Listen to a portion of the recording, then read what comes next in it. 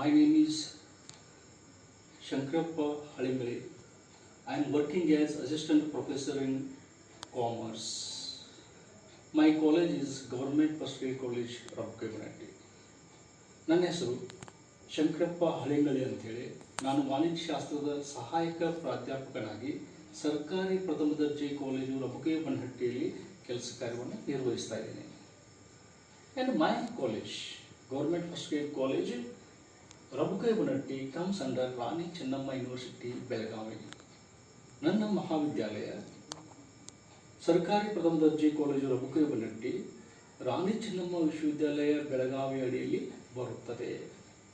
This Rani Chennamma University Belgavi is BCom 4th semesters. One of the subject is fundamentals of financial management. ಈ ರಾಣಿ ಚೆನ್ನಮ್ಮ ವಿಶ್ವವಿದ್ಯಾಲಯದ BCom 4ನೇ ಸೆಮಿಸ್ಟರ್ದ ಒಂದು ವಿಷಯ ಹಣಕಾಸು ನಿರ್ವಹಣೆ ಅಂತ ಹೇಳಿ. ಈ ಹಣಕಾಸು ನಿರ್ವಹಣೆಯ 3ನೇ ಅಧ್ಯಾಯದ ಹೆಸರು ಬಂಡವಾಳ ರಚನೆ ಅಂತೇಳಿ. The third unit of fundamentals of financial management subject is capital structure. ಈ ಅಧ್ಯಾಯದಲ್ಲಿ ನಾವು 3 ಪ್ರಮುಖ ವಿಷಯಗಳನ್ನು ಕಲಿತುಕೊಳ್ಳಬೇಕಾಗ್ತದೆ. We have to study 3 aspects according to the syllabus. So we have to study 3 aspects related to this unit. The first one is capital structure, ಬಂಡವಾಳ ರಚನೆ, and second one is points of indifference, ಉಪೇಕ್ಷಿತ ಬಿಂದು, and third one is leverages, that is ಕ್ರಿಯಾ ಸನ್ನೆಗಳು ಅಂತ. ಹೀಗೆ 3 ವಿಷಯಗಳನ್ನು ನಾವು ತಿಳಿದುಕೊಳ್ಬೇಕಾಗ್ತದೆ, ಅಧ್ಯಯನವನ್ನು ಮಾಡಬೇಕಾಗ್ತದೆ. But today I am only concentrating on capital structure. Today I would like to teach you related to the capital structure only. If we want to know the clear concept of the capital structure, we have to study these aspects. We should know clearly different aspects of this capital structure. That is, or they are factors effects on capital structure. ಬಂಡವಾಳ ರಚನೆಯ ಮೇಲೆ ಪ್ರಭಾವ ಬೀರುವ ಅಂಶಗಳು ಯಾವುವು, ಇದರ ಕುರಿತಾಗಿ ನಾವು ತಿಳಿದುಕೊಳ್ಳಬೇಕಾಗ್ತದೆ. ಅದೇ ರೀತಿಯಾಗಿ we have to study about the capital gearing. ಬಂಡವಾಳದ ಅಳವಡಿಕೆ ಎಂದರೇನು, ಬಂಡವಾಳದ ಮಿಶ್ರಣೆ ಎಂದರೇನು. ನಂತರ we have to study about the optimum capital structure. ಆದರ್ಶ ಅಥವಾ ಮಾದರಿ ಬಂಡವಾಳ ರಚನೆ ಅಂದರೆ ಏನು. ನಂತರ ಇದನ್ನು ಅಧ್ಯಯನವನ್ನು ಮಾಡಿದ ನಂತರ determination of capital structure mix based on EPS. EPS ಆಧಾರದ ಮೇಲೆ ಬಂಡವಾಳ ಮಿಶ್ರಣ ನಿರ್ಧರಿಸುವುದು. ಹೀಗೆ ನಾವು ಈ ಬಂಡವಾಳ ರಚನೆಯ ವಿಷಯದ ಕುರಿತಾಗಿ ಈ 4 ವಿಷಯಗಳನ್ನು 1, 2, 3, 4 ಈ 4 ವಿಷಯಗಳನ್ನು ತೆಗೆದುಕೊಂಡ್ರೆ we can easily solve the problems on the capital structure. There will be one problem related to capital structure which carries 15 marks. So today I am concentrating. Today I would like to teach you related to capital structure. ಹಾಗಾದರೆ ಬಂಡವಾಳ ರಚನೆ ಅಂದರೆ ಇದರ ಕುರಿತಾಗಿ ನಾವು ಇವತ್ತು ಅಧ್ಯಯನವನ್ನು ಮಾಡ್ತಾ ಇದ್ದೀವಿ. ಇವತ್ತು ನಾವು ಆ ವಿಷಯದ ಕುರಿತಾಗಿ ತಿಳಿದುಕೊಳ್ಳ ಬಯಸ್ತಾ ಇದ್ದೀವಿ. This capital structure has included 2 words. The first word is capital and the second one is structure. ಈ ಬಂಡವಾಳ ರಚನೆ ಅನ್ನುವಂಥದ್ದು 2 ಪದಗಳನ್ನು ಒಳಗೊಂಡಿದೆ. ಒಂದು ಬಂಡವಾಳ ಅಂತೇಳಿ, ಇನ್ನೊಂದು ರಚನೆ ಅಂತೇಳಿ. ಹಾಗಾದರೆ ಬಂಡವಾಳ ಅಂದರೆ ಏನು? Then what is the meaning of capital? We know what is the capital. Since PUC first year onwards we are studying about the capital. We know it is very simple. We know the meaning of the capital. Then what is the capital? Capital is the amount which you invest in business. ಬಂಡವಾಳ ಅಂದ್ರೆ ಏನ್ರಿ? ಲಾಭ ಗಳಿಕೆಯ ಉದ್ದೇಶಕ್ಕಾಗಿ ಸಂಸ್ಥೆಯಲ್ಲಿ ಏನು ಹಣವನ್ನು ಹೂಡ್ತೀವಿ ಅದಕ್ಕೆ ನಾವು ಸಾಮಾನ್ಯ ಅರ್ಥದಲ್ಲಿ ಬಂಡವಾಳ ಎಂದು ಕರೆಯುತ್ತೇವೆ. ಇದರ ಕುರಿತಾಗಿ ನಾವು ಬಹಳ ದಿನಗಳಿಂದ ಅಧ್ಯಯನವನ್ನು ಮಾಡಿದ್ದೇವೆ. ಇದರ ಕುರಿತಾಗಿ ನಾವು ಸಾಕಷ್ಟು ವಿಷಯಗಳನ್ನು ತಿಳಿದುಕೊಂಡಿದ್ದೀವಿ. ಬಂಡವಾಳ ಅಂದರೆ capital means capital is the amount which you invest in the business. Then what are the sources of capital? What are the main sources of capital? These are the different sources of capital. These are the different sources of capital. First one is equity share capital, second one is preference share capital, and third one is debentures, and fourth one is long-term borrowed funds. This retained earnings is related to equity share capital only. So these are the main sources of capital. First one is equity share capital, second one is preference share capital, and the third one is debentures, and fourth one is long-term borrowed funds. This is the meaning of the capital, and these are the different sources of the capital. Then what is the meaning of structure? ರಚನೆ ಅಂದರೆ ಏನು? ರಚನೆ ಅಂದರೆ ಏನು?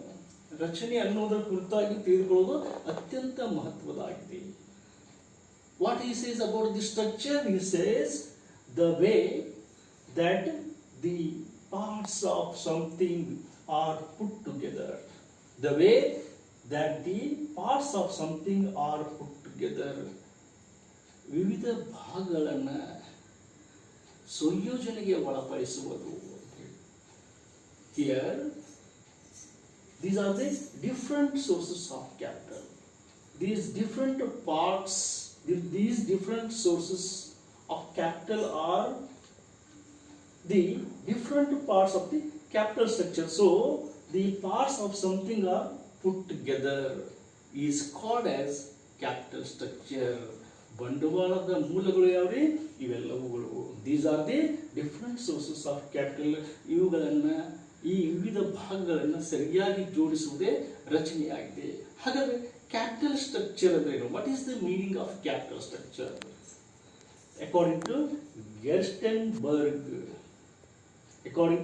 Gerstenberg, capital structure refers to the makeup of a firm's capitalization.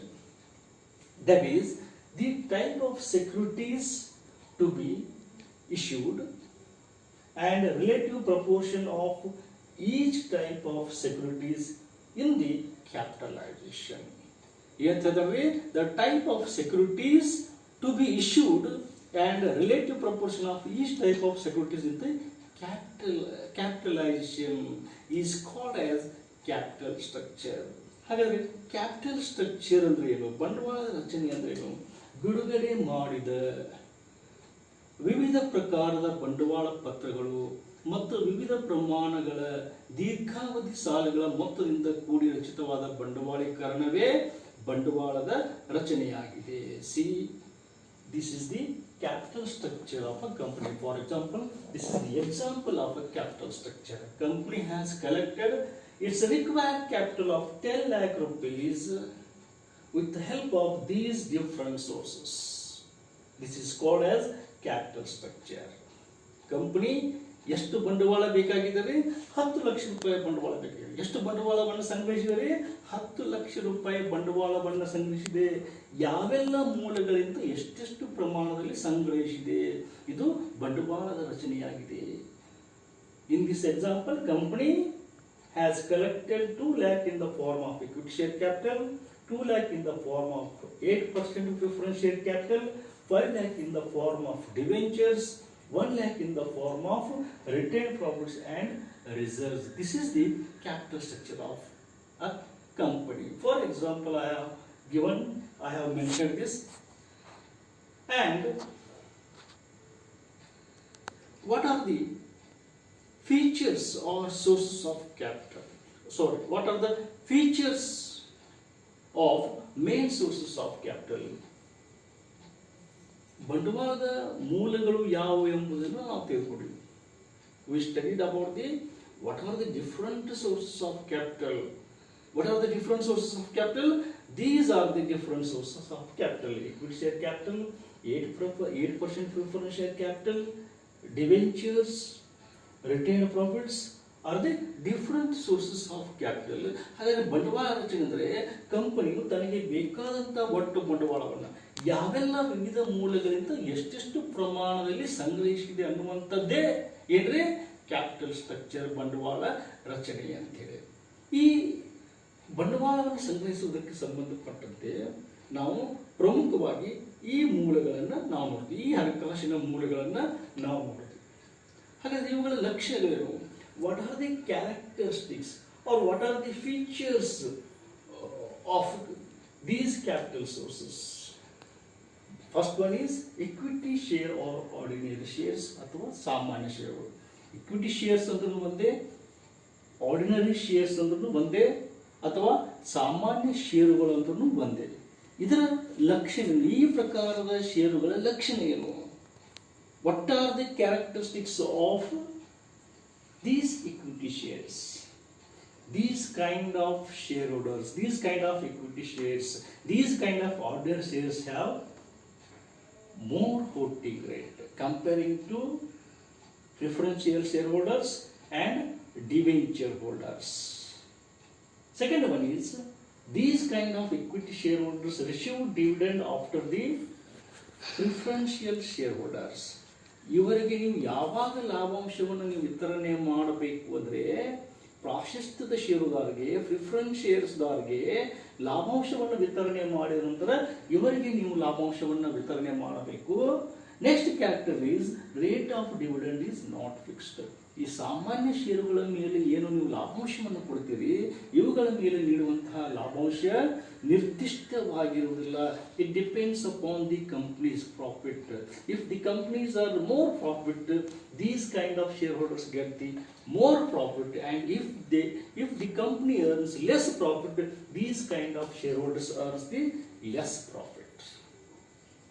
Next, second source is preference shares. ಪ್ರಾಶಸ್ತ್ಯದ ಷೇರುಗಳು. These shareholders have less voting rights comparing to these equity shareholders or ordinary shares. These equity shares, ordinary shares have more voting rights comparing to preference shareholders. That's why these people, these shareholders, these equity shareholders plays a very important role in the administration of the company.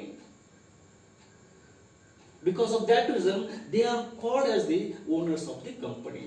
Equity shareholders are called as owners of the company.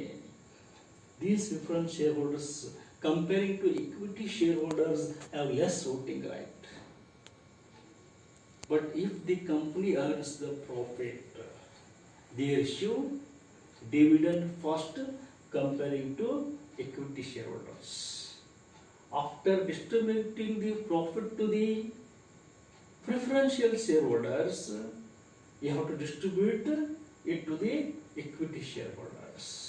ಅಂದರೆ company ಒಂದು ವೇಳೆ ಲಾಭಾಂಶವನ್ನು ಗಳಿಸಿದ ನಂತರ ಮೊದಲು ಯಾರಿಗೆ ಲಾಭಾಂಶವನ್ನು ವಿತರಿಸಬೇಕು ಅಂದರೆ ಪ್ರಾಶಸ್ತ್ಯದ ಷೇರುದಾರರಿಗೆ, ನಂತರ ಸಾಮಾನ್ಯ ಷೇರುದಾರರಿಗೆ ನೀವು ಏನು ಮಾಡಬೇಕು, ಲಾಭಾಂಶವನ್ನು ವಿತರಿಸಬೇಕು. Next character is rate of dividend is fixed. ಈ ಪ್ರಾಶಸ್ತ್ಯದ ಷೇರುಗಳ ಮೇಲೆ ಎಷ್ಟು ಲಾಭಾಂಶವನ್ನು ಕೊಡಬೇಕು ಎಂಬುದು ಮೊದಲೇ ನಿರ್ಧಾರಿತವಾಗಿರುತ್ತದೆ. Because of that reason we see the preference shares like 8% preferential shares or 10% preferential shares or 12% preferential shares likewise. 8% preferential shares ಇದ್ರೆ 8% ಲಾಭಾಂಶವನ್ನು ನೀವು ಅವರಿಗೆ ವಿತರಣೆ ಮಾಡಬಹುದು. Next source of the capital is debentures, ಸಾಲ ಪತ್ರಗಳು ಅಂತ. ಈ ಸಾಲ ಪತ್ರಗಳನ್ನು ಕಂಪನಿ ಸಾರ್ವಜನಿಕರಿಗೆ ನೀಡಿ ಅವರಿಂದ ಹಣವನ್ನು ಪಡೆದುಕೊಳ್ತದೆ ಮತ್ತು ಇವರಿಗೆ ಲಾಭಾಂಶವನ್ನು ನೀಡದೆ ಬಡ್ಡಿಯನ್ನು ನೀಡಬೇಕಾಗುತ್ತದೆ. This is the important character of the debenture holders. These debenture holders don't get the dividend. Instead, they get the interest. And these people have less voting right. ಇವರು ಅತ್ಯಂತ ಕಡಿಮೆ ಪ್ರಮಾಣದ ಮತದಾನದ ಅಧಿಕಾರವನ್ನು ಹೊಂದಿರುತ್ತಾರೆ. ತಮಗೆ ಸಂಬಂಧಪಟ್ಟಂತ ವಿಷಯಗಳಲ್ಲಿ ಮಾತ್ರ ಇವರು ಏನು ಮಾಡಬಹುದು, ಮತದಾನವನ್ನು ಮಾಡಬಹುದು. Next source of capital is long term loans. Long term loans ಅಂದರೆ ದೀರ್ಘಾವಧಿ ಸಾಲಗಳು ಅಂದರೆ ಹಣಕಾಸು ಸಂಸ್ಥೆಗಳಿಂದ, ಬ್ಯಾಂಕಿನ ಸಂಸ್ಥೆಗಳಿಂದ ದೀರ್ಘಾವಧಿ ಸಾಲಗಳನ್ನು ಪಡೆದುಕೊಂಡಿರುವಂಥದ್ದು ಅಂತ. After studying the meaning of the capital structure, after studying the different sources of capital, after studying the main features of the capital, now we are moving towards factors that affects the capital structure of a company. ಬಂಡವಾಳ ರಚನೆಯ ಮೇಲೆ ಯಾವೆಲ್ಲ ಅಂಶಗಳು ಪ್ರಭಾವವನ್ನು ಬೀರುತ್ತವೆ? ಬಂಡವಾಳ ರಚನೆ ಅಂದ್ರೆ ಏನ್ರಿ? ಕಂಪನಿ ತನಗೆ ಬೇಕಾದಂತಹ ಬಂಡವಾಳವನ್ನ ಯಾವ್ಯಾವ ಮೂಲಗಳಿಂದ ಎಷ್ಟೆಷ್ಟು ಪ್ರಮಾಣದಲ್ಲಿ ಸಂಗ್ರಹಿಸಿದೆ ಅಂತ. What is the meaning of the capital structure? How much capital company has collected with help of the different sources is called as capital structure. But while at the time of deciding the capital structure, you have to consider these points. Which points you have to consider? These points you have to consider. The first one is idea of retaining control. ನಿಯಂತ್ರಣವನ್ನು ಹೊಂದುವಂತಹ ಉದ್ದೇಶ. ಕಂಪನಿಯಲ್ಲಿ ನೀವು ಹೆಚ್ಚಿನ ಪ್ರಮಾಣದ ನಿಯಂತ್ರಣವನ್ನು ಹೊಂದುವ ಉದ್ದೇಶವನ್ನು ನೀವು ಹೊಂದಿದ್ದರೆ, if you want to have more control over the company, you have to issue less equity shares because these peoples have more voting powers. ಕಂಪನಿಯ ಮೇಲೆ ನಿಯಂತ್ರಣವನ್ನು ನೀವು ಹೊಂದಬೇಕಾಗಿದ್ದರೆ ಈ ಸಾಮಾನ್ಯ ಷೇರುಗಳನ್ನು ಕಡಿಮೆ ಪ್ರಮಾಣದಲ್ಲಿ ನೀಡಬೇಕಾಗ್ತದೆ ಸಾರ್ವಜನಿಕರಿಗೆ, ಹಾಗೂ ಹೆಚ್ಚಿನ ಪ್ರಮಾಣದಲ್ಲಿ ಸಾಲ ಪತ್ರಗಳ ಮೂಲಕ ನೀವು ಹಣವನ್ನು ಸಂಗ್ರಹಿಸಬೇಕಾಗ್ತದೆ. And one more point you have to consider at the time of deciding the capital structure, that is size of the company. If your company is well established, if your company is a bigger one, in such cases you can collect your required capital with the help of the equity shares, with the help of the preference shares, or with the help of the debentures. Debentures are considered as the cheapest source of the capital. Next aspect you have to consider is nature of the business. Company ವ್ಯವಹಾರದ ಸ್ವರೂಪ ಅಂದ್ರೆ ಏನು? What is the meaning of the nature of the company? If your company engaged in manufacturing, you require more capital. If your company is engaged in only sales, you require less capital. That's why at the time of deciding the capital structure, you have to consider nature of the business. Along with that, you have to consider one more point, that is cost of capital. ಬಂಡವಾಳದ ವೆಚ್ಚವನ್ನು ನೀವು ಗಮನಿಸಬೇಕಾಗ್ತದೆ. This is very important aspect while at the time of deciding the capital structure of the company.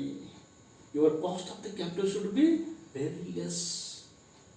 ಬಡ್ಡಿಯನ್ನು ಕಡಿಮೆ ಕೊಡಬೇಕು, ಆದರೆ ಬಂಡವಾಳವನ್ನು ನಾವು ಹೆಚ್ಚು ಸಂಗ್ರಹಿಸಬೇಕು. ಈ ರೀತಿಯಾದಂಥ ದೃಷ್ಟಿಕೋನವನ್ನು ಹೊಂದಿ ನಾವು ಬಂಡವಾಳ ರಚನೆಯನ್ನು ಸಿದ್ಧಪಡಿಸಬೇಕು. That's why cost of the capital is very important while at the time of selecting the capital structure of the company. One more point we have to consider is purpose of the finance. Purpose of the finance. ಹಣಕಾಸಿನ ಉದ್ದೇಶ. For which purpose you are collecting your money? For which purpose you would like to collect the money from the public? Whether it is for the expansion of the company, or whether you are utilizing that money for the welfare of the employees. ಏನು ಹಣವನ್ನು ನೀವು ಸಂಗ್ರಹಣೆ ಮಾಡ್ತಾ ಇದ್ದೀರಿ, ಹೀಗೆ ಸಂಗ್ರಹಿಸಿದಂಥ ಹಣವನ್ನು ಯಾವ ಉದ್ದೇಶಕ್ಕಾಗಿ ನೀವು ಬಳಸಬೇಕಂತ ಏನು ಮಾಡಿದಿರಿ? ಉತ್ಪಾದನಾ ಉದ್ದೇಶಗಳಿಗಾಗಿ ಆ ಹಣವನ್ನು ಬಳಸ್ತಾ ಇದ್ದೀರಾ, ಅಥವಾ ಕಾರ್ಮಿಕರ ಯೋಗಕ್ಷೇಮಕ್ಕಾಗಿ ಆ ಹಣವನ್ನು ಬಳಸಿಕೊಳ್ಳುವಂತಹ ಉದ್ದೇಶವನ್ನು ಹೊಂದಿದ್ದೀರಾ? ಈ ಅಂಶದ ಆಧಾರದ ಮೇಲೆಯೂ ನೀವು ಯಾವ ಮೂಲವನ್ನು ಆಯ್ಕೆ ಮಾಡಿಕೊಳ್ಳಬೇಕು. In such cases you have to decide which source of the capital is very important. ಅದೇ ರೀತಿಯಾಗಿ you have to consider one more point, that is period. If you require your capital for the longer period, the best source for you is debentures. ಅದೇ ರೀತಿಯಾಗಿ you have to consider one more aspect, that is money market condition. ಹಣದ ಪೇಟೆಯ ಪರಿಸ್ಥಿತಿಯನ್ನು ಸಹ ನೀವು ಅಧ್ಯಯನವನ್ನು ಮಾಡಬೇಕಾಗುತ್ತೆ. While at the time of deciding what should be the capital structure of our company, at that time you have to consider what is the situation of the money market. Likewise, you have to consider one more point, that is legal requirement. ಕಾನೂನಿನ ಅವಶ್ಯಕತೆಗಳು. Control Issues Capital Act says that ಬಂಡವಾಳ ನೀಡಿಕೆ ನಿಯಂತ್ರಣ ಕಾನೂನು ಹೇಳ್ತದೆ. ಏನಂತ ಹೇಳಿದ್ರೆ, ಬಂಡವಾಳವನ್ನು ಸಂಗ್ರಹಿಸುವಂತಹ ಸಂದರ್ಭದಲ್ಲಿ ಡೆಟ್ ಇಕ್ವಿಟಿ ರೇಷಿಯೋ 4:1 ಅದೇ ರೀತಿಯಾಗಿ ಎಕ್ವಿಟಿ ಶೇರ್ಸ್ ಮತ್ತು ಪ್ರಿಫರೆನ್ಸ್ ಶೇರ್ಸ್ ರೇಷಿಯೋ 3:1 ಈ ಅನುಪಾತದಲ್ಲಿ ಇರಬೇಕು ಅಂತ ಹೇಳಿ ನಿಯಮವನ್ನು ಹೇಳಲಾಗಿದೆ. So you have to consider all these aspects while at the time of selecting your capital structure. ಹೀಗೆ capital structure ಅಂದ್ರೆ ಏನು? What are the different sources of capital? What are the factors that affects on the capital structure? ಈ ಮೂರು ವಿಷಯಗಳನ್ನ ಅಧ್ಯಯನವನ್ನು ಮಾಡಿದ ನಂತರ ನಾವು ಇನ್ನೊಂದು ವಿಷಯವನ್ನು ತಿಳಿದುಕೊಳ್ಳಬೇಕಾಗ್ತದೆ. ಅದು ಯಾವುದಂದ್ರೆ capital gearing or capital mix ಅಂತ ಹೇಳಿ. we have to study one more aspect about the capital structure capital gearing or capital mix. ಬಂಡವಾಳ ಅಳವಡಿಕೆ ಅಥವಾ ಬಂಡವಾಳ ಮಿಶ್ರಣದ ಕುರಿತಾಗಿ ನಾವು ತಿಳಿದುಕೊಳ್ಳಬೇಕಾಗ್ತದೆ. What is the meaning of the capital structure? What are the different sources of the capital? What are the factors that affects the capital structure?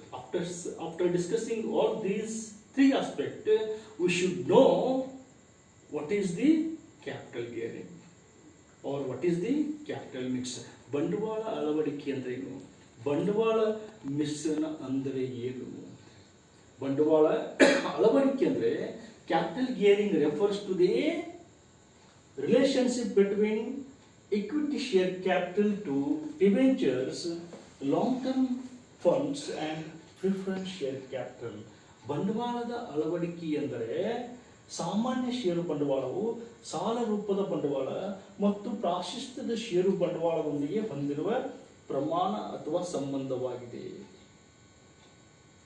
Capital gearing refers to the relationship between equity share capital to debentures, long-term funds and preferential share capital. ಅಂದರೆ ಬಂಡವಾಳ ಅಳವಡಿಕೆ ಅಂದರೆ ಸಾಮಾನ್ಯ ಷೇರು ಬಂಡವಾಳ, ಸಾಲ ರೂಪದ ಬಂಡವಾಳ ಮತ್ತು ಪ್ರಾಶಸ್ತ್ಯದ ಷೇರು ಬಂಡವಾಳದೊಂದಿಗೆ ಹೊಂದಿರುವ ಸಂಬಂಧವಾಗಿದೆ. Here with this diagram you can easily understand what is the capital gearing. ಬಂಡವಾಳದ ಅಳವಡಿಕೆ ಅಂದ್ರೇನು? ಕ್ಯಾಪಿಟಲ್ ಗೇರಿಂಗ್ ಅಂದ್ರೇನು? Capital gearing is the capital gearing refers to the relationship between share capital to the fixed cost of capital, that is debentures, long-term loans and preferential capital. Equity ಷೇರುಗಳ ಮೂಲಕ ಎಷ್ಟು ಬಂಡವಾಳವನ್ನು ನೀವು ಸಂಗ್ರಹಣೆ ಮಾಡಿದಿರಿ? ಇದಕ್ಕೆ ಹೋಲಿಸಿದರೆ, ಈ ಇಕ್ವಿಟಿ ಶೇರ್ಗಳಿಗೆ ಹೋಲಿಸಿದರೆ ನೀವು ಡಿಬೆಂಚರ್ಗಳ ಮೂಲಕ ಎಷ್ಟು ಮೊತ್ತವನ್ನು ಸಂಗ್ರಹಣೆ ಮಾಡಿದಿರಿ, ಲಾಂಗ್ ಟರ್ಮ್ ಲೋನ್ಸ್ಗಳ ಮೂಲಕ ಎಷ್ಟು ಮೊತ್ತವನ್ನು ಸಂಗ್ರಹಣೆ ಮಾಡಿದಿರಿ, ಪ್ರಿಫರೆನ್ಸ್ ಶೇರ್ ಕ್ಯಾಪಿಟಲ್ ಮೂಲಕ ಎಷ್ಟು ಮೊತ್ತವನ್ನು ಸಂಗ್ರಹಣೆ ಮಾಡಿದಿರಿ ಅನ್ನುವಂಥದ್ದೇ capital gearing. Capital gearing means how much capital you have collected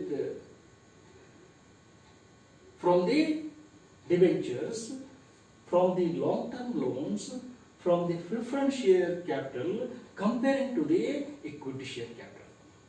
Comparing to the equity share capital, how much capital you have collected from the debentures, from the long-term loans, from the preference share capital is called as capital gearing. ಬಂಡವಾಳದ ಅಳವಡಿಕೆ ಅಥವಾ ಬಂಡವಾಳದ ಮಿಶ್ರಣ ಅಂದರೆ ಸಾಮಾನ್ಯ ಷೇರುಗಳಿಗೆ ಹೋಲಿಸಿದರೆ ಸಾಲ ಪತ್ರಗಳ ಮೂಲಕ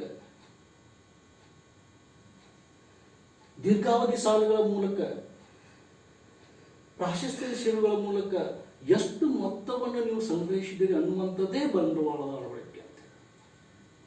ಸಾಮಾನ್ಯ ಷೇರುಗಳಿಗೆ ಹೋಲಿಸಿದರೆ ಸಾಲಪತ್ರಗಳ ಮೂಲಕ, ದೀರ್ಘಾವಧಿ ಸಾಲಗಳ ಮೂಲಕ, ಪ್ರಾಶಸ್ತ್ಯದ ಷೇರುಗಳ ಮೂಲಕ ಎಷ್ಟು ಮೊತ್ತವನ್ನು ನೀವು ಸಂಗ್ರಹಿಸಿದ್ದೀರಿ ಅನ್ನುವಂಥದ್ದೇ ಬಂಡವಾಳದ ಅಳವಡಿಕೆ ಅಥವಾ ಬಂಡವಾಳದ ಮಿಶ್ರಣ. Then high capital gearing. High capital gearing ಅಧಿಕ ಬಂಡವಾಳ ಅಳವಡಿಕೆ ಅಥವಾ ಅಧಿಕ ಬಂಡವಾಳ ಮಿಶ್ರಣ. ಅಧಿಕ ಬಂಡವಾಳ ಮಿಶ್ರಣ ಅಂದ್ರೆ ಏನು? Comparing to the total capital, comparing to the total capital, if company has collected less equity share capital comparing to the debentures, long-term loans and preference share capital is called as high capital gearing. ಅಧಿಕ ಬಂಡವಾಳದ ಅಳವಡಿಕೆ ಅಂದರೆ ಕಂಪನಿಯ ಒಟ್ಟು ಬಂಡವಾಳಕ್ಕೆ ಹೋಲಿಸಿದರೆ, how much company has the capital total ನಾವು 10 lakh rupees. How much it has collected from the equity share capital? 2 lakh rupees. And how much capital it has collected from the debentures, long-term loans and preference share capital? 8 lakh rupees. My dear students, you try to understand what is the high capital gearing comparing to the total capital. How much capital it has now? 10 lakh rupees. If it is collected less capital from the equity share capital, how much it has collected from the equity capital? 2 lakh rupees, and it has collected 8 lakh rupees from these three sources. It is called as high capital gearing.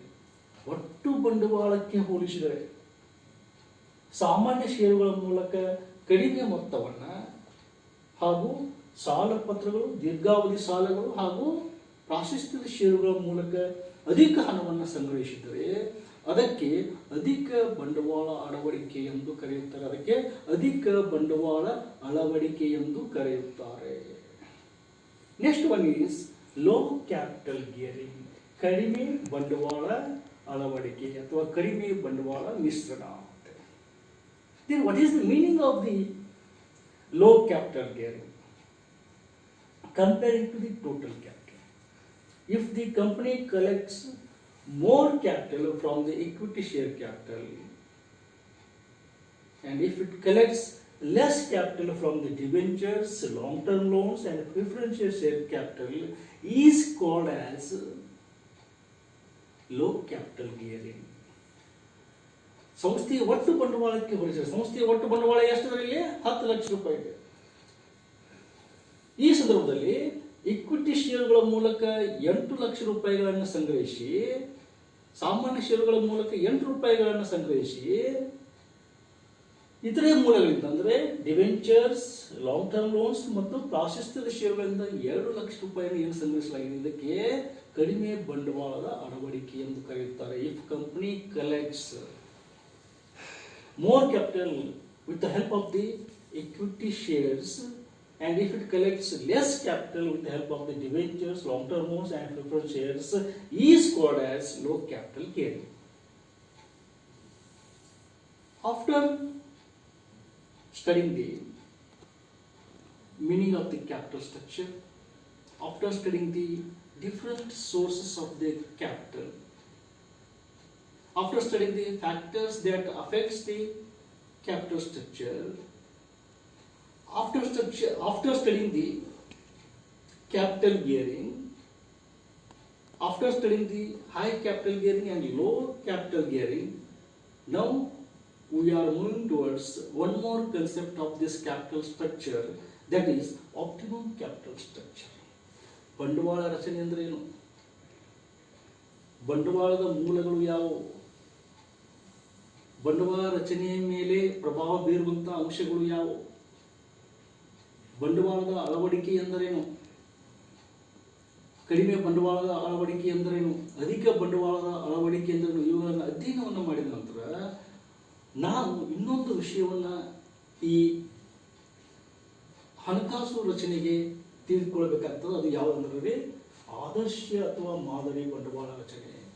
We have to understand one more concept related to capital structure, that is optimum capital structure. The company should not be under high capital gearing and low capital gearing. It should have optimum capital structure. ಕಂಪನಿಯು ಅಧಿಕ ಬಂಡವಾಳದ ಅಳವಡಿಕೆಯನ್ನು ಹೊಂದಿರಬಾರದು, ಅದರ ಜೊತೆಗೆ ಕಡಿಮೆ ಬಂಡವಾಳದ ಅಳವಡಿಕೆಯನ್ನು ಹೊಂದಿರಬಾರದು. ಅದು ಯೋಗ್ಯವಾದಂತಹ ಸಮ್ಮಿಶ್ರಣವನ್ನು ಹೊಂದಿರಬೇಕು. Company should collect it's required capital with the help of the all the sources. ಎಲ್ಲ ಮೂಲಗಳನ್ನು ಯಾವ ರೀತಿಯಾಗಿ ತೆಗೆದುಕೊಳ್ಳಬೇಕು, ಯಾವ ರೀತಿಯಾಗಿ ಅಳವಡಿಸಿಕೊಳ್ಳಬೇಕು, ಎಲ್ಲ ಮೂಲಗಳಿಂದ ಹಣಕಾಸನ್ನು ಯಾವ ರೀತಿಯಾಗಿ ಸಂಗ್ರಹಿಸಬೇಕು ಅಂದರೆ the total cost of the capital should be very less. ಬಂಡವಾಳದ ವೆಚ್ಚ, ಬಂಡವಾಳ ಸಂಗ್ರಹಣೆ ವೆಚ್ಚ ಏನಾಗಿರ್ಬೇಕ್ರಿ, ಕಡಿಮೆ ಆಗಿರುತ್ತೆ. That's why optimum capital structure means it is the proper combination of long-term securities such as debentures, long-term loans, preference shares, equity shares and retained earnings, so as to minimize the cost of the capital and maximize the market value of shares. ಸಾಲ ಪತ್ರಗಳ, ದೀರ್ಘಾವಧಿ ಸಾಲಗಳ, ಪ್ರಾಶಸ್ತ್ಯದ ಷೇರುಗಳ, ಸಾಮಾನ್ಯ ಷೇರುಗಳ ನಿಧಿಗಳ ಯೋಗ್ಯ ಸಂಯೋಜನೆಗೆ ಏನ್ರಿ ನಾವು 4 ಪ್ರಮುಖ ಹಣಕಾಸಿನ ಮೂಲಗಳನ್ನು ನೋಡ್ತೀವಿ. ಒಂದು ಪ್ರಾಶಸ್ತ್ಯದ ಷೇರುಗಳು,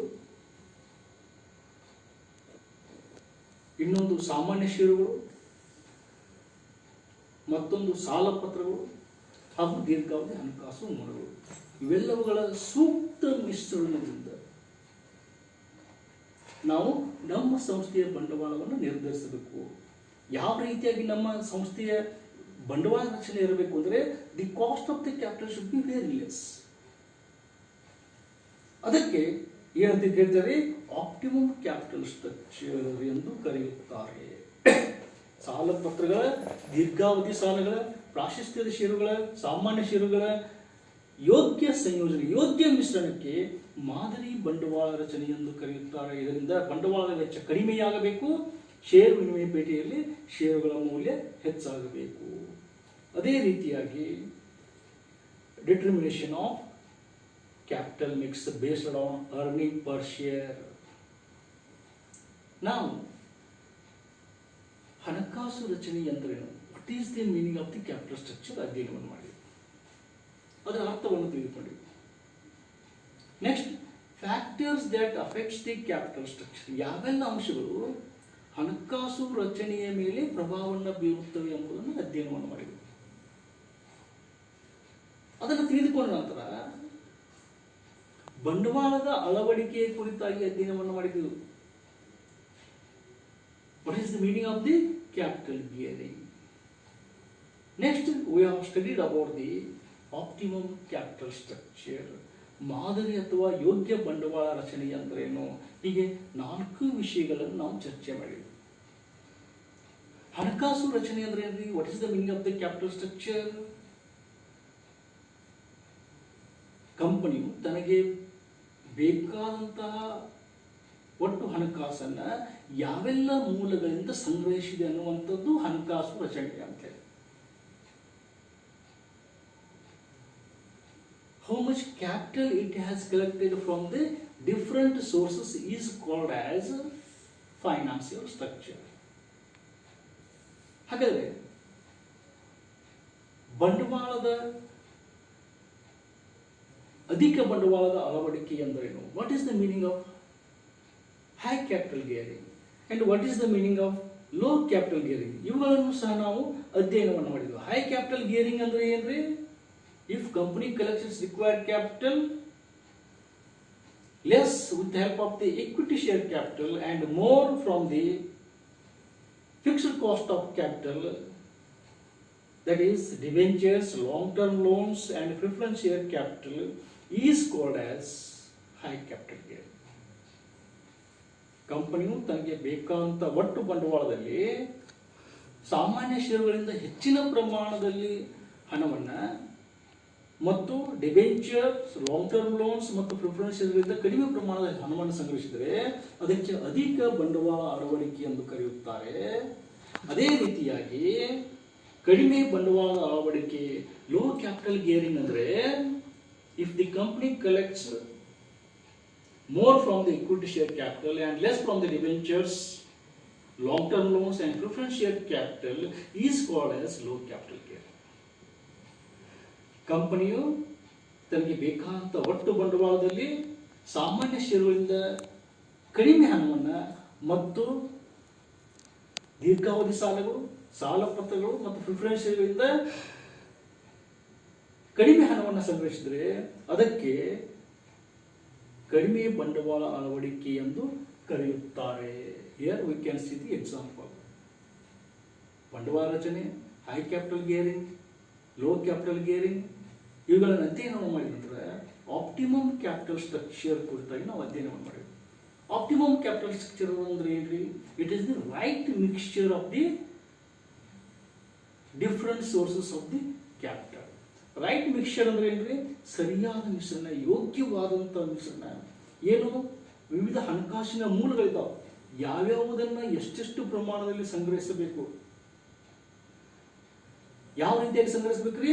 ವೆಚ್ಚ ಕಡಿಮೆಯಾಗಬೇಕು, ಹೆಚ್ಚು ಬಂಡವಾಳವನ್ನು ಸಂಗ್ರಹಿಸಬೇಕು. It is called as optimum capital structure. So the company should not be under low capital gearing and high capital gearing. At the same time, every company should have optimum capital structure. ಪ್ರತಿಯೊಂದು ಕಂಪನಿಯು ಯೋಗ್ಯವಾದಂತಹ ಸೂಕ್ತವಾದಂತಹ ಬಂಡವಾಳ ರಚನೆಯನ್ನು ಹೊಂದಿರಬೇಕು. ಹಾಗಾದ್ರೆ ಇದನ್ನು ಯಾವ ರೀತಿಯಾಗಿ ನೀವು ಕಂಡುಹಿಡಿಯಬಹುದು? You can find out the right capital mix based on the earning per share. You can find which one is the right capital mixture or good capital mixture. You can find it based on the earning per share. ಏನ್ರಿ? ಯಾವುದು ಯೋಗ್ಯವಾದಂಥ ಮಿಶ್ರಣ, ಸರಿಯಾದ ಮಿಶ್ರಣ ಎಂಬುದನ್ನು ಯಾವ ರೀತಿಯಾಗಿ ಕಂಡುಹಿಡಿಯಲಿಕ್ಕೆ ಸಾಧ್ಯ ಆಗ್ತದೆ? On the basis of the EPS, earning per share ಇಂದ ನಾವು ಕಂಡುಕೊಳ್ಬೇಕು. ನಾವು ನೋಡಿದ್ವಿ, ಏನಂತ ಹೇಳಿ ನೋಡಿದ್ರಿ? The company should not be under the high capital gearing and low capital gearing. You should have the optimum capital structure. ಕಂಪನಿಯು ತನ್ನ ಹಣಕಾಸು ಸಂರಚನೆಯನ್ನು ಸಿದ್ಧಪಡಿಸುವಾಗ ಅಧಿಕ ಬಂಡವಾಳದ ಮಿಶ್ರಣವನ್ನು ಹೊಂದಿರಬಾರದು, ಅದರ ಜೊತೆಗೆ ಕಡಿಮೆ ಬಂಡವಾಳದ ಮಿಶ್ರಣವನ್ನು ಹೊಂದಿರಬಾರದು. ಯಾವ ರೀತಿಯಾದಂತಹ ಮಿಶ್ರಣವನ್ನು ಹೊಂದಿರಬೇಕು ಅಂದರೆ ಆದರ್ಶ ಬಂಡವಾಳದ ರಚನೆಯನ್ನು ಹೊಂದಿರಬೇಕು. ಆದರ್ಶ ಬಂಡವಾಳದ ರಚನೆಯನ್ನು ಹೊಂದಿರಬೇಕು. ಆದರ್ಶ ಬಂಡವಾಳದ ರಚನೆ ಅಂದರೆ ಯಾವುದು? ಅದನ್ನು ಯಾವ ರೀತಿಯಾಗಿ ಕಂಡುಹಿಡಿಯಬಹುದು? ಆದರ್ಶ ಬಂಡವಾಳ ರಚನೆ ಅಂದರೆ every company should adopt optimum capital structure. ಪ್ರತಿಯೊಂದು ಕಂಪನಿಯು ಆದರ್ಶ ಬಂಡವಾಳ ರಚನೆಯನ್ನು ಹೊಂದಿರಬೇಕು. ಆದರ್ಶ ಬಂಡವಾಳ ರಚನೆ ಅಂದರೆ because optimum capital structure reduces the cost of the capital. ಏನು ವಿವಿಧ ಹಣಕಾಸಿನ ಮೂಲಗಳು ಲಭ್ಯದಾವೆ, ಆ ವಿವಿಧ ಹಣಕಾಸಿನ ಮೂಲಗಳನ್ನು ಯಾವ ರೀತಿಯಾಗಿ ಆಯ್ಕೆ ಮಾಡಿಕೊಳ್ಳಬೇಕು ಅಂದರೆ ಹೆಚ್ಚು ಬಂಡವಾಳವನ್ನು ಸಂಗ್ರಹಿಸಬೇಕು, ಕಡಿಮೆ ವೆಚ್ಚವನ್ನು ನೀವು ಪಾವತಿ ಮಾಡಬೇಕು. If you pay the less cost for the capital, it reduces the cost of the capital. If it reduces the cost of the capital, ಏನು ಬಂಡವಾಳ ರಚನೆಯನ್ನ ನಿರ್ಧರಿಸುವಂತ ಸಂದರ್ಭದಲ್ಲಿ ಯಾವೆಲ್ಲ ಮೂಲಗಳಿಂದ ಯಾವ ರೀತಿಯಾಗಿ ಸಂಗ್ರಹಿಸಬೇಕ್ರಿ? ಅದರ ವೆಚ್ಚ ಕಡಿಮೆ ಆಗಬೇಕು. ವೆಚ್ಚ ಕಡಿಮೆ ಆಯಿತು ಅಂದರೆ you can earn more profit, ನೀವು ಹೆಚ್ಚು ಲಾಭವನ್ನು ಗಳಿಸಬಹುದು. If you can earn the more profit, if your company is earning more profit, naturally you will distribute higher dividends. ನಿಮ್ಮ ಕಂಪನಿ ಹೆಚ್ಚು ಲಾಭಾಂಶವನ್ನು ಗಳಿಸಿದ್ರೆ ನೀವು ಹೆಚ್ಚು ಲಾಭವನ್ನು ಗಳಿಸಿದ್ರೆ ಹೆಚ್ಚು ಲಾಭಾಂಶವನ್ನು ವಿತರಣೆ ಮಾಡ್ತಾರೆ. If you are distributing more dividends to the share holders, if you are distributing more dividends to the share holders, naturally in the market your prices of the shares will go up. ಮಾರುಕಟ್ಟೆಯಲ್ಲಿ ನಿಮ್ಮ ಷೇರುಗಳ ಬೆಲೆಗಳು ಏನಾಗ್ತವ್ರಿ? ಹೆಚ್ಚಕ್ಕೆ automatic ಆಗಿ. It means naturally you will earn more per share. Earning per share will be more. ಹೀಗೆ ಇದರಿಂದ ನಾವು ಏನು ನೀವು ಬಂಡವಾಳವನ್ನು ಸಂಗ್ರಹಣೆ ಮಾಡ್ತೀರ, ಅದರ ವೆಚ್ಚ ಏನು ಕಡಿಮೆ ಆಗ್ತದೆ. ಆ ವೆಚ್ಚ ಕಡಿಮೆ ಆದರೆ ಲಾಭಾಂಶ ಹೆಚ್ಚಾಗ್ತದೆ. ಲಾಭಾಂಶ ಹೆಚ್ಚಾದರೆ ಹೆಚ್ಚು ಲಾಭವನ್ನು ನೀವು ವಿತರಣೆ ಮಾಡಿದ್ರೆ ಷೇರುಗಳಿಗೆ, ಹೆಚ್ಚು ಲಾಭವನ್ನು ವಿತರಣೆ ಮಾಡಿದರೆ ಮಾರುಕಟ್ಟೆಯಲ್ಲಿ ನಿಮ್ಮ ಷೇರುಗಳ ಬೆಲೆ ಏನಾಗ್ತದೆ, ಹೆಚ್ಚಾಗ್ತದೆ. ಮಾರುಕಟ್ಟೆಯಲ್ಲಿ ನಿಮ್ಮ ಷೇರುಗಳ ಬೆಲೆ ಹೆಚ್ಚಾಗ್ತದೆ ಅಂದ್ರೆ ಏನು ಅದರ ಅರ್ಥ, ಅರ್ನಿಂಗ್ ಪರ್ ಶೇರ್ ಏನಾಗ್ತದೆ, ಹೆಚ್ಚಾಗ್ತದ ಅಂತ ಹೇಳಿ. ಸಂಸ್ಥೆ ಅಂತಿಮವಾದಂಥ ಉದ್ದೇಶ ಏನು, wealth maximisation of the share holders. ಇದರಿಂದ ನಾವು wealth maximisation of the share holders ಅನ್ನ ಅಚೀವ್ ಮಾಡಬಹುದು. The ultimate aim of the financial management is the wealth maximization of the shareholders. With the help of this, we can achieve the ultimate aim of the financial management, that is wealth maximization of the shareholders. Therefore, earning per share is the best yardstick to develop an optimum capital structure. Therefore, earning per share is the best yardstick to develop an optimum capital structure. Optimum capital structure ಅಂದರೆ ಏನು, ಇದನ್ನ ಈ optimum capital structure ಯಾವುದು ಎಂಬುದನ್ನು ತಿಳಿದುಕೊಳ್ಳಬೇಕಾಗಿದ್ದರೆ ನಾವು EPS ಅನ್ನು ಬಳಸಿಕೊಳ್ಳಬೇಕು. ಹಾಗಾದರೆ EPS ಅನ್ನು ನಾವು ಯಾವ ರೀತಿಯಾಗಿ ಕಂಡುಹಿಡಬೇಕು? EPS ಅನ್ನು ನಾವು ಯಾವ ರೀತಿಯಾಗಿ ಕಂಡುಹಿಡಬೇಕಂದ್ರೆ EPS equal to earnings available to equity shareholders divided by number of equity shares. ಈ EPS ಮೂಲಕ ನಾವು ಏನು which one is the optimum capital structure ಅನ್ನೋದನ್ನು ಫೈಂಡ್ ಔಟ್ ಮಾಡಬೇಕು. ವಿಚ್ ಒನ್ ಇಸ್ ದಿ, ಇದಕ್ಕಾಗಿ we can see a format ಈ ರೀತಿಯಾಗಿ ಬರ್ತದೆ. Particulars amount earning before interest and tax, that is EBIT, less interest on debentures, profit before tax, that is PBT, less tax, profit after tax, that is PAT, less preferential dividend. Whatever the amount comes, you should distribute it to the equity shareholders. EPS find out ಮಾಡಲಿಕ್ಕೆ ಒಂದು particular format ಅದು. ಯಾವ ರೀತಿಯ format ಅದ್ರಿ, earning before interest and tax. ನಿಮ್ಮ ಸಂಸ್ಥೆ ಏನು ಮಾಡಿದರೆ ಲಾಭವನ್ನು ಗಳಿಸಿದೆ, ಆದರೆ ಇನ್ನೂ ಸಾಲ ಪತ್ರಧಾರಕರಿಗೆ ಬಡ್ಡಿಯನ್ನು ನೀಡಿಲ್ಲ ಮತ್ತು ಟ್ಯಾಕ್ಸ್ ಅನ್ನು ಕಟ್ಟಿಲ್ಲ. ಅದೇ earning before interest and tax. ಈ ಅರ್ನಿಂಗ್ ಬಿಫೋರ್ ಇಂಟ್ರೆಸ್ಟ್ ಆ್ಯಂಡ್ ಟ್ಯಾಕ್ಸ್ದಲ್ಲಿ ಸಂಸ್ಥೆ ಲಾಭವನ್ನು ಗಳಿಸಿದೆ, ಆದರೆ ಆ ಲಾಭದಲ್ಲಿ ಇನ್ನೂ ಬಡ್ಡಿಯನ್ನು ಕಟ್ಟಿಲ್ಲ, ತೆರಿಗೆಯನ್ನು ಕಟ್ಟಿಲ್ಲ. ಈಗ ನೀವು ಏನು ಮಾಡಬೇಕಾದ್ರೆ ಮೊದಲು you have to pay interest. Debenture ಹೋಲ್ಡರ್ಸ್ಗೆ ಮೊಟ್ಟ ಮೊದಲನೇದಾಗಿ ನೀವು ಇಂಟ್ರೆಸ್ಟನ್ನು ಕೊಡಬೇಕು. So less interest on debentures ಮಾಡಿದರೆ you will find out profit before tax.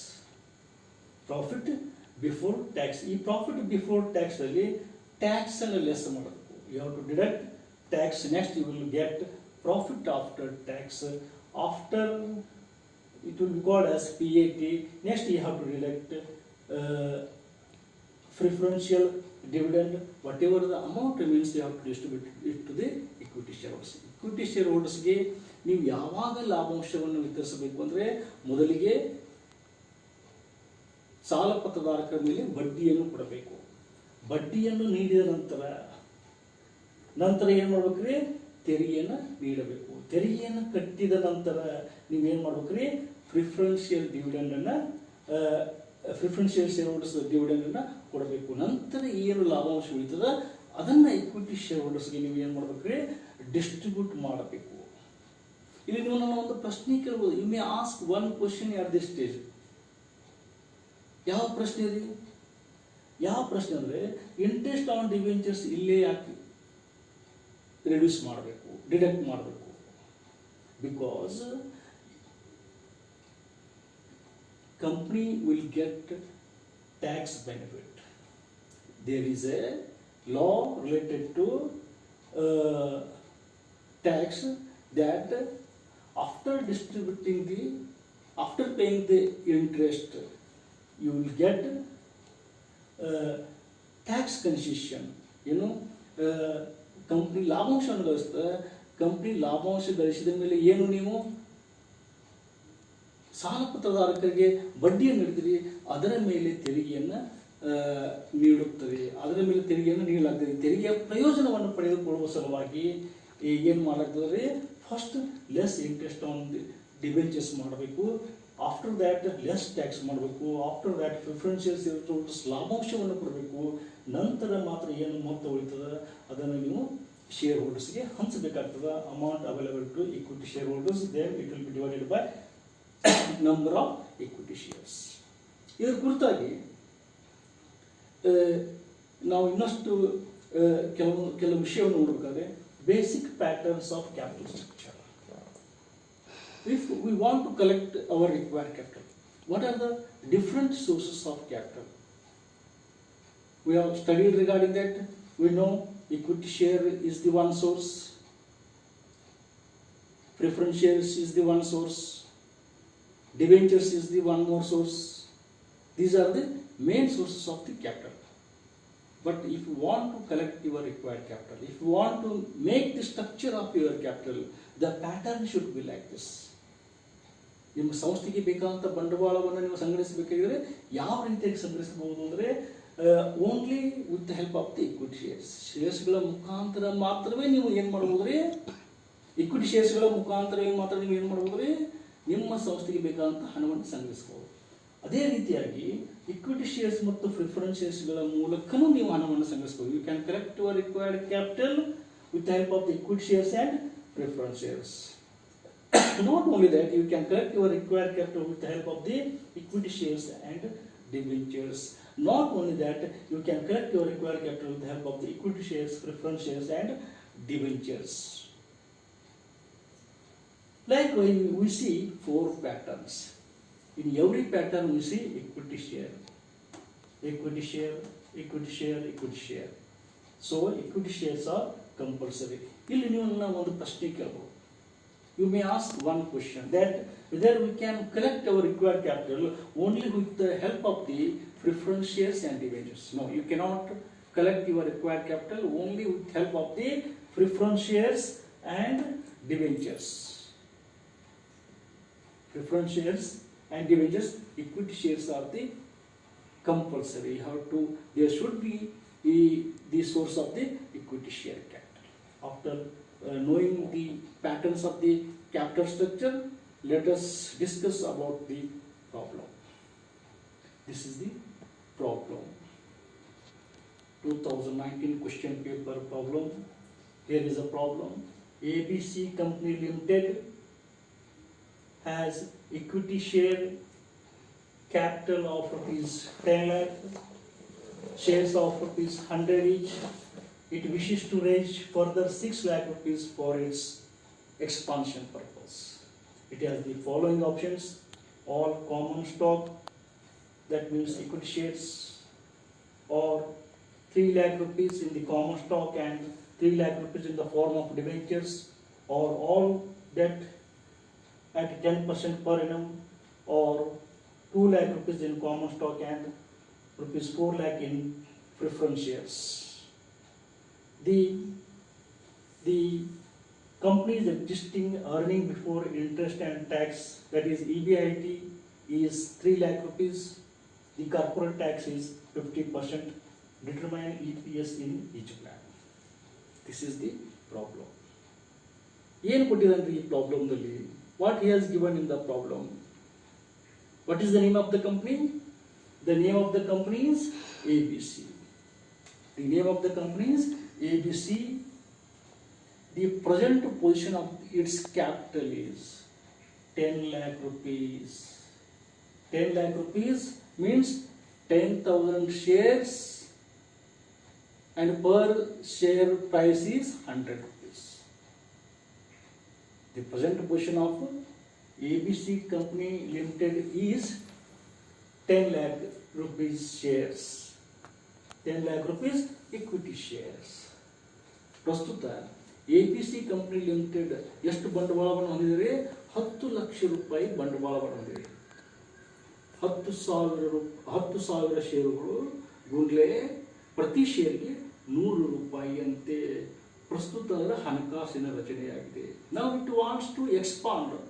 ಈಗ ಅದನ್ನು ವಿಸ್ತರಿಸಬೇಕಂತ ಹೇಳಿ ಮಾಡಿದರೆ, ಯಾವ ರೀತಿಯಾಗಿ ವಿಸ್ತರಿಸಬೇಕು ಅಂತ ಹೇಳಿ ಮಾಡಿದರೆ, ಈ ರೀತಿಯಾಗಿ ವಿಸ್ತರಣೆ ಮಾಡಬೇಕು ಅಂತ ಹೇಳಿ ಚಿಂತನೆಯನ್ನು ನಡೆಸಿದೆ. ಅದಕ್ಕೆ ಎಷ್ಟು ಹೆಚ್ಚಿಗೆ ಬಂಡವಾಳ ಬೇಕಾಗಿದೆ? 6 ಲಕ್ಷ ರೂಪಾಯಿ ಹೆಚ್ಚಿಗೆ ಬಂಡವಾಳ ಬೇಕಾಗಿದೆ. ಪ್ರಸ್ತುತ ಅದು 10 ಲಕ್ಷ ರೂಪಾಯಿ ಬಂಡವಾಳವನ್ನು ಹೊಂದಿದೆ. ಈಗ ಹೆಚ್ಚಿಗೆ 6 ಲಕ್ಷ ರೂಪಾಯಿ ಬಂಡವಾಳವನ್ನು ಸಂಗ್ರಹಿಸಬೇಕು ಅಂತೇಳಿ ವಿಚಾರವನ್ನು ಮಾಡ್ತೇವೆ. ಹಾಗಾದರೆ ಯಾವ ಮೂಲಗಳಿಂದ ಎಷ್ಟೆಷ್ಟು ಪ್ರಮಾಣದಲ್ಲಿ ಸಂಗ್ರಹಿಸಬೇಕು ಅನ್ನೋದನ್ನ ಅದು ಅಧ್ಯಯನವನ್ನು ಮಾಡ್ತದೆ, ವಿಚಾರವನ್ನು ಮಾಡ್ತದೆ. ಈ ಸಂದರ್ಭದಲ್ಲಿ all common stock it wants to collect, it required additional 6 lakh rupees in the form of equity shares only. 6 lakh ರೂಪಾಯಿಗಳನ್ನು ಎಲ್ಲವನ್ನು ಇಕ್ವಿಟಿ ಶೇರ್ಗಳ ಮೂಲಕವೇ ಸಂಗ್ರಹಿಸಬೇಕು ಅಂತ ವಿಚಾರವನ್ನು ಮಾಡ್ತಾ ಇದೆ. ಎರಡನೇ ಆಪ್ಷನ್ ಏನಿದೆ? 3 lakh rupees in the common stock or equity shares and 3 lakh rupees in the debentures at rupees 10%. ಮೂರನೇ ಆಪ್ಷನ್ ಏನಿದೆ? All debentures at 10%. ಎಲ್ಲ 6 ಲಕ್ಷ ರೂಪಾಯಿಗಳನ್ನು ಯಾವ ರೀತಿಯಾಗಿ ಸಂಗ್ರಹಣೆ ಮಾಡಬೇಕಂತ ಪ್ರಯತ್ನ ಮಾಡ್ತಾ ಇದ್ದಾರೆ, ಅದು ವಿಚಾರವನ್ನು ಮಾಡ್ತಾ ಇದ್ದಾರೆ. All in the form of debentures at rupees 10% per annum. Next, 2 lakh rupees in equity shares and 4 lakh rupees in preference shares.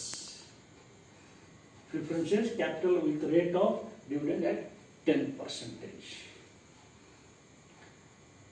ಹೀಗೆ 4 ಆಪ್ಷನ್ಗಳನ್ನು ಹೊಂದಿದೆ. ಈ 4 ಆಪ್ಷನ್ಗಳಲ್ಲಿ ಯಾವುದು ಅತ್ಯುತ್ತಮವಾದಂಥ ಆಯ್ಕೆ ಅನ್ನೋದನ್ನು ನಾವು ಆಯ್ದುಕೊಳ್ಳಬೇಕಾಗ್ತದೆ, ಸೆಲೆಕ್ಟ್ ಮಾಡಬೇಕಾಗ್ತದೆ. The companies existing earning before and interest tax ಎಷ್ಟದೆ?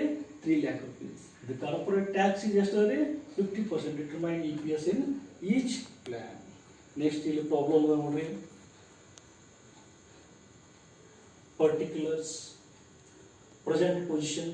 Present position ಏನಾದ್ರೆ ABC ಕಂಪನಿದು 10,000 equity shares of 100 is that is 10 lakh rupees capital. ಇಲ್ಲಿ ಏನು ಬರೀಬೇಕು ನೀವು? ಪ್ರೆಸೆಂಟ್ ಪೊಸಿಷನ್ 10,000 equity shares ಅಂತ ಹೇಳಿ ಬರೀಬೇಕು. ನೆಕ್ಸ್ಟ್ ಫಸ್ಟ್ ಪ್ಲಾನ್ ಏನಿದೆ? First plan all 6 lakh rupees equity shares ರೂಪದಲ್ಲಿ ಸಂಗ್ರಹಣೆ ಮಾಡಬೇಕು. So 10,000 or 10 lakh rupees equity shares plus 6 lakh rupees equity shares. ಅಂದರೆ 10,000 equity shares plus 6,000 equity shares ಈ ರೂಪದಲ್ಲಿ ಸಂಗ್ರಹಣೆ ಮಾಡಬೇಕು ಅಂತ ಹೇಳಿ ವಿಚಾರವನ್ನು ಮಾಡ್ತಾ ಇದ್ದಾರೆ. ಎರಡನೇ ಆಯ್ಕೆ ಏನದು ಕನ್ಸಿಡರ್ ಮಾಡ್ತಾ ಇದ್ದಾರೆ? 3 lakh rupees in the form of equity shares and 3 lakh rupees in the form of debentures. ಮೂರನೇ ಆಯ್ಕೆಯಲ್ಲಿ ಏನಾದರೆ 6 lakh rupees, all 6 lakh rupees in the debentures. Next ಇಲ್ಲಿ ಏನಾದರೆ 2 lakh rupees in the form of equity shares and 4 lakh rupees in the form of preference shares. ಕಂಪನಿಯ ಪ್ರಸ್ತುತ ಬಂಡವಾಳ ಎಷ್ಟಿದೆ ಅಂದರೆ 10 ಲಕ್ಷ ರೂಪಾಯಿ. ಈ 10 ಲಕ್ಷ ರೂಪಾಯಿಗಳು ಯಾವ ರೂಪದಲ್ಲಿದೆ? ಸಾಮಾನ್ಯ ಷೇರುಗಳ ರೂಪದಲ್ಲಿ, ಇಕ್ವಿಟಿ ಶೇರ್ಗಳ ರೂಪದಲ್ಲಿದೆ. ಇವಾಗ ಅದಕ್ಕೆ ಎಷ್ಟು ಬಂಡವಾಳ ಹೆಚ್ಚಿಗೆ ಬೇಕಾಗಿದೆ? 6 ಲಕ್ಷ ರೂಪಾಯಿ ಬಂಡವಾಳ ಹೆಚ್ಚಿಗೆ ಬೇಕಾಗಿದೆ. ಈ 6 ಲಕ್ಷ ರೂಪಾಯಿಗಳನ್ನು ಯಾವ ರೀತಿಯಾಗಿ ಸಂಗ್ರಹಣೆ ಮಾಡಬೇಕಂತ ವಿಚಾರವನ್ನು ಮಾಡ್ತಾ ಇದೆ. ಮೊದಲನೇ ಆಯ್ಕೆಯಲ್ಲಿ ಎಲ್ಲ 6 ಲಕ್ಷ ರೂಪಾಯಿಗಳನ್ನು ಇಕ್ವಿಟಿ ಶೇರ್ಗಳ ಮೂಲಕ ಸಂಗ್ರಹಿಸಬೇಕು ಅಂತ. ಎರಡನೇ ಆಯ್ಕೆಯಲ್ಲಿ 3 ಲಕ್ಷ ರೂಪಾಯಿಗಳನ್ನು ಇಕ್ವಿಟಿ ಶೇರ್ಸ್ದಲ್ಲಿ, 3 ಲಕ್ಷ ರೂಪಾಯಿಗಳನ್ನು ಡಿಬೆಂಚರ್ಸ್ದಲ್ಲಿ ಸಂಗ್ರಹಣೆ ಮಾಡಬೇಕು ಅಂತೇಳಿ ವಿಚಾರವನ್ನು ಮಾಡಿದೆ. ನಾಲ್ಕನೇ ಆಯ್ಕೆಯಲ್ಲಿ ಎಲ್ಲ 6 ಲಕ್ಷ ರೂಪಾಯಿಗಳನ್ನು ಸಾಲ ಪತ್ರಗಳ ಮೂಲಕ ಸಂಗ್ರಹಿಸಬೇಕು. ಈ ನಾಲ್ಕನೇ ಆಯ್ಕೆಯಲ್ಲಿ 2 ಲಕ್ಷ ರೂಪಾಯಿಗಳನ್ನ ಇಕ್ವಿಟಿ ಶೇರ್ಗಳ ಮುಖಾಂತರ, 4 ಲಕ್ಷ ರೂಪಾಯಿಗಳನ್ನ ಪ್ರಿಫರೆನ್ಸ್ ಶೇರ್ಗಳ ಮುಖಾಂತರ ಸಂಗ್ರಹಿಸಬೇಕು ಅಂತ ಹೇಳಿ ವಿಚಾರವನ್ನು ಮಾಡಬೇಕು. Out of these 4 which one is the best option? ಈ ಸಂದರ್ಭದಲ್ಲಿ ನಾವು EBIT ಫಾರ್ಮ್ಯಾಟ್ ಅನ್ನು ಅಪ್ಲೈ ಮಾಡಬೇಕಾಗ್ತದೆ. we have to apply EBIT format in this case. EBIT, earning before interest and tax. How much is the earning before interest and tax? ಇಲ್ಲಿ ನೋಡಿ, earning before interest and tax. Earning before interest and tax is 3 lakh rupees. 3 lakh rupees. 3 lakh rupees. Earning before interest and tax 3 lakh rupees. 3 lakh rupees. 3 lakh rupees. 3 lakh rupees. Next, first of all, you have to pay interest. EBIT, earning before interest. Interest ಅನ್ನು ನೀವು ಕೊಡಬೇಕು. Less interest. Interest ಅಂದರೆ ಇಲ್ಲಿ ಯಾರಿಗೆ ಕೊಡಬೇಕಾಗ್ತದೆ ನೋಡ್ರಿ, ಎಲ್ಲಿ debenture holders ಅದಾರು ಅವ್ರಿಗೆ ಮಾತ್ರ ಕೊಡಬೇಕಾಗ್ತದೆ. ಎಲ್ಲಿ ಡಿಬೆಂಚರ್ ಹೋಲ್ಡರ್ಸ್ ಅದಾವೆ ಇಲ್ಲಿ ಡಿಬೆಂಚರ್ ಹೋಲ್ಡರ್ಸ್ ಅದಾರು, ಇಲ್ಲಿ ಇಲ್ಲಿ ಡಿಬೆಂಚರ್ಸ್ ಅದಾವೆ, ಇವರಿಗೆ ನೀವು ಏನು ಮಾಡಬೇಕಾಗ್ತದೆ, ಇಂಟ್ರೆಸ್ಟ್ ಕೊಡಬೇಕಾಗ್ತದೆ. So 3 lakh into 10% is 30,000, 6 lakh into 10% is 60,000. ಇಲ್ಲಿ ಇಂಟ್ರೆಸ್ಟ್ ಅನ್ನು ಕೊಡ್ರಿ. ಇಂಟ್ರೆಸ್ಟ್ ಅನ್ನು ಕೊಟ್ಟ ನಂತರ ನಿಮ್ಗೆ ಬರುವಂಥದ್ದು earning before tax. Earning before tax, ತೆರಿಗೆಯನ್ನು ಕಟ್ಟಿಲ್ಲ ಆದರೆ ಬಡ್ಡಿಯನ್ನು ಕೊಟ್ಟಿರಿ. ಆವಾಗಿನ ಲಾಭ ಏನು ಉಳಿದ್ರಿ, 3 lakh rupees. 3 lakh rupees. ಇಲ್ಲಿ ಡಿಬೆಂಚರ್ ಮೇಲೆ ಏನು ಮಾಡಿದ್ರೆ ನೀವು 10% ಇಂಟ್ರೆಸ್ಟ್ ಕೊಟ್ರಿ, 30,000 ತೆಗೆದ್ರಿ, 2,70,000 ಉಳಿತು. Next year in this case you paid 10% interest on debentures. ಎಷ್ಟಾಗ್ತದೆ ಇಲ್ಲಿ 60,000 ಆಗ್ತದೆ. 60,000 ಕೊಟ್ರಿ, 2,40,000 ರೂಪಾಯಿ ಉಳಿತು. ಇಲ್ಲಿ 3 lakhs rupees ಉಳಿತು.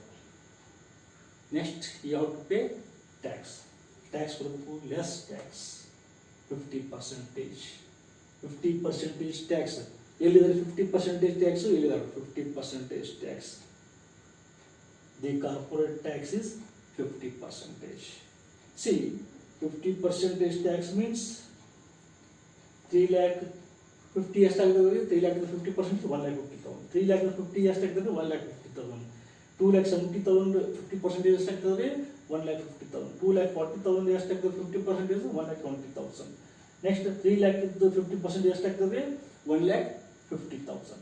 ಸೊ ಲೆಸ್ ಟ್ಯಾಕ್ಸ್ 50% ಮಾಡಿದ ನಂತರ ಬರುವಂಥದ್ದೇ ಪ್ರಾಫಿಟ್ ಆಫ್ಟರ್ ಟ್ಯಾಕ್ಸ್. ಎಷ್ಟು ಬರ್ತದೆ, 1,50,000, 1,50,000, 1,50,000, 1,20,000, 2,40,000 minus 1,20,000. ನೆಕ್ಸ್ಟ್ 3 lakh minus 1,50,000 ಎಷ್ಟು ಬಂದರೆ 1,50,000. After paying interest to the debentures, after paying tax you have to pay preference share holders dividend. ಎಲ್ಲಿದ್ದಾರೆ ನೋಡ್ರಿ preference shares holders? Preferential share holders are in this section only. ಎಷ್ಟು ಅದ ರೀ, 4 lakh preference shares. ಈ preference ಶೇರ್ಸ್ಗೆ ಎಷ್ಟು ಅದ ನೋಡ್ರಿ rate of interest? Rate of interest is 8%. 8% dividend you have to pay to preference shareholders.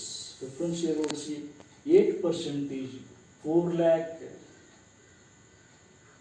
4 lakh into 8% means 32,000 you have to pay. 32,000 ಕೊಡ್ರಿ. ಇಲ್ಲಿ ಮಾತ್ರ ಪ್ರಿಫರೆನ್ಸ್ ಶೇರ್ ಹೋಲ್ಡರ್ಸ್ ಈ ಸೆಕ್ಷನ್ದಲ್ಲಿ ಮಾತ್ರ 32,000 ಪೇ ಮಾಡ್ರಿ. ಎಷ್ಟು ಕೊಡ್ತೀರಿ, 1,18,000. ಇವರೆಲ್ಲ ಯಥಾ ಪ್ರಕಾರ 1,50,000, 1,50,000, 1,35,000, 1,20,000, 1,80,000 ಇಷ್ಟನ್ನು ಕೊಟ್ರಿ. ಫಸ್ಟ್ ಏನು ಕೊಟ್ರಿ, ಲಾಭ ಏನು ಕೊಟ್ರಿ, ಮೊದಲು ಬಡ್ಡಿಯನ್ನು ಕೊಟ್ರಿ. Next you paid the tax. After that you paid the dividend. ಇನ್ನು ಏನು ಲಾಭಾಂಶ ಉಳಿತದನ್ನು ಯಾರಿಗೆ ಕೊಡ್ಬೇಕ್ರಿ, ಸಾಮಾನ್ಯ ಷೇರುದಾರರಿಗೆ ವಿತರಣೆ ಮಾಡಬೇಕು. You have to distribute now the remaining profit to the equity shareholders. So number of the equity shares in this case 10,000.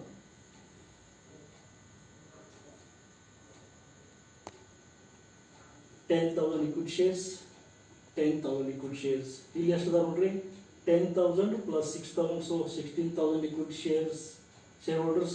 ಇಲ್ಲಿ in this case 10,000 equity shares plus 3,000 equity shares ಎಷ್ಟಾಗುತ್ತೆ, 13,000 ಆಯಿತು. ಇಲ್ಲಿ 10,000 equity shares only. In this case 10,000 plus 2,000, 12,000 equity shares. So amount EPS equal to amount. So EPS equal to amount available to equity shareholders divided by number of equity shares. Amount available to equity shareholders 1,50,000, 1,50,000, 1,35,000, 1,20,000, 1,18,000. This is divided by number of equity shares. Number of equity shares ಎಷ್ಟದರಿ, 10,000, 16,000, 13,000, 10,000, 12,000. ಇದನ್ನು divide ಮಾಡಿದ ನಂತರ ಯಾರ್ದು earning per share highest ಅದ ನೋಡ್ರಿ, 12 is the earning per share highest. ಇಲ್ಲಿ 15 ಇದೆ. 15 ಯಾವುದು ಈಗಾಗಲೇ ನಿಮಗೆ ಇರುವಂಥದ್ದು ಇದು. ಈಗಾಗಲೇ ಈ ರೀತಿಯಾದಂಥ ಬಂಡವಾಳವನ್ನು ಹೊಂದಿದ್ದೇವೆ. ಇದಕ್ಕೆ ಆಪ್ಷನ್ ಆಗಿ ಯಾವುದು ಬೇಕಾಗಿ 4 out of these 1 2 3 4 which one is the best you have to select? Which one you have to select? Which gives the earning per share more dividend. You have to select that option. ಯಾವುದು ಇಲ್ಲಿ ಕೊಡ್ತಾರೆ earning per share highest ಯಾವುದು? 12. So plan third is recommended because EPS earning per share 12, which is the highest earning per share comparing to the other plans. ಈ 4 ಪ್ಲಾನ್ಗಳಲ್ಲಿ ಇದು ಉತ್ತಮವಾದಂಥ ಆಯ್ಕೆ ಇದೆ. ಇದರೊಂದಿಗೆ ಈ ಷೇರುಗಳ ಸಮ್ಮಿಶ್ರಣವನ್ನು ಅಂದರೆ 10,000 equity shares plus 6,000 debentures. If you collect your required capital more 6 lakh rupees in the form of additional 6 lakh rupees debentures will be more benefit. My dear students, I hope you understand the concept of the capital structure, and on the basis of all these you can able to solve the problems on the capital structure. Thank you, my dear students. Thank you.